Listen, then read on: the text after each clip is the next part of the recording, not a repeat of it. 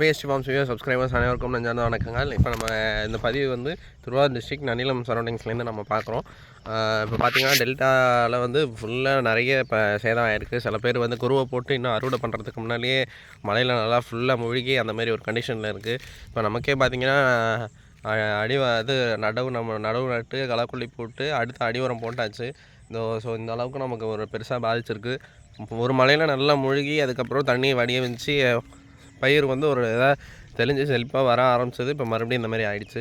இப்போ நமக்கு பக்கத்து வயலெலாம் பார்த்திங்கன்னா கிட்டத்தட்ட ஒரு வேலி 2 வேலிக்கிட்ட ஃபுல்லாக நடவுலாம் இழந்து போயிடுச்சு.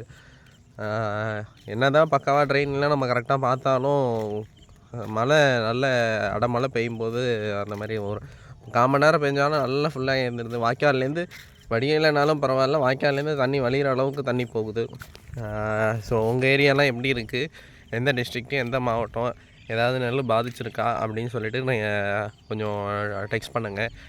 எனக்கு இந்த வருஷம் நான் பார்த்த வரைக்கும் அதுக்கு அந்த சைட்லாம் பார்த்திங்கன்னா ஃபுல்லாக க்ரீனாக இருக்குது பாருங்கள். தெளிப்புலாம் ஃபுல்லாக பாதிக்கலை, நடவு தான் பாதிச்சிருச்சு. இன்னொன்று நானும் சரி நம்ம தான் எதுவும் லேட் பண்ணிட்டோமோ அப்படின்ட்டுன்னு ஒரு 6 இயர்ஸ் டேட்டா நம்மளோட டேட்டா எடுத்து பார்த்துச்சு. அரௌண்டு 2-3 டேஸ் தான் நம்ம வந்து மாறி பண்ணியிருக்கோமோ தவிர, முன்னையோ பின்னையோ பண்ணியிருக்கோமோ தவிர ரொம்பலாம் நம்ம லேட் பண்ணிடல, கரெக்டாக தான் பண்ணியிருக்கோம். ஆனால் பெரிய அளவுக்கு நமக்கு இந்த வாட்டி மழையினால் பாதிப்பு. இதுக்கப்புறம் தண்ணியை வடித்து கொஞ்சம் எருவு கனமாக கொடுத்தா தான் டில்லர்ஸ் வச்சு கலப்ப முடியும்.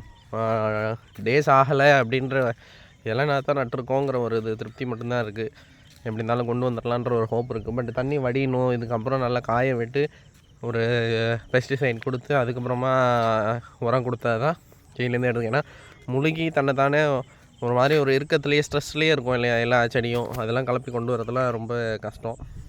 இப்போ இருக்கிற கிளைமேட் கண்டிஷன்ஸ்க்கு இதை வண்டி அடிச்சுட்டு மறுபடியும் தெளிக்கவும் முடியாது, மறுபடியும் நடவும் பயமாக இருக்கும். ஸோ அந்த மாதிரி கிளைமேட்டிக் கண்டிஷன்ஸில் இருக்குது. சில விவசாயிகளுக்கு என்ன பண்ணுறதுனே தெரில, அந்தளவுக்கு ஒரு மன உளைச்சலில் இருக்காங்க. உங்கள் ஏரியாவில் எப்படி இருக்குது, நீங்கள் எந்த ஏரியா, என்ன மாதிரி பாதிக்கப்பட்டிருக்கீங்கன்னு சொல்லிட்டு கமெண்ட்டில் சொல்லுங்கள். அனைவருக்கும் நன்றி.